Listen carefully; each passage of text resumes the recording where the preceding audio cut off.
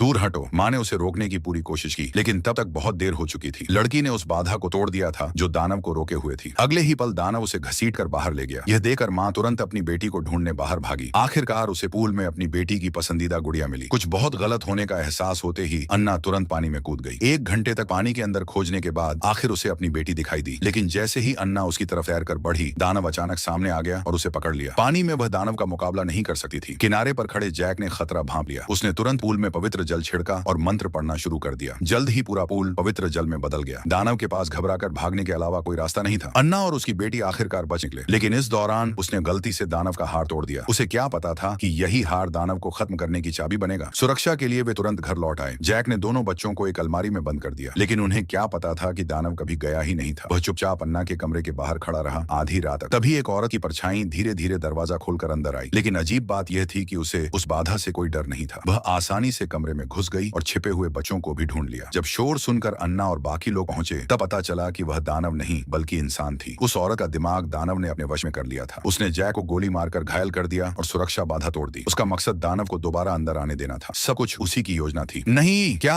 अन्ना को तुरंत एक अदृश्य शक्ति ने गला दबाकर पकड़ लिया। फिर दानव ने उसे तहखाने में बंद कर दिया। तभी लड़के ने जमीन पर पड़ा वह हार देखा। उसने तुरंत उसे उठाया और अपनी बहन के साथ भागा, लेकिन जैसे ही वे दरवाजे के पास जाते, वह अपने आप बंद हो जाता। इस नाजुक समय में लड़के ने डंडे से अटारी का दरवाजा खोला और दोनों ऊपर चढ़ गए। जैसे ही दानव उन्हें पकड़ने वाला था, लड़के ने तुरंत सीढ़ी ऊपर खींच ली। उसने जल्दी से एक रस्सी बीम से बांध दी, लेकिन उसके पास खड़ी लड़की ने अचानक कुछ देखा और डर के मारे चीख पड़ी। जब सारा मलबा हटाया गया तो भयानक दानव उनके सामने खड़ा था। मजबूरी में लड़के ने तुरंत वहीं हार निकाल लिया। हैरानी की बात यह हुई कि हार देखते ही दानव वहीं रुक गया। दरअसल ये हार उसे उसके बेटे ने तब दिया था जब वह जिंदा थी। दानव ने सामने खड़े लड़के को अपना बेटा समझ लिया। तभी जब दोनों को लगा कि वे बच गए हैं, तभी एक और हादसा हो गया।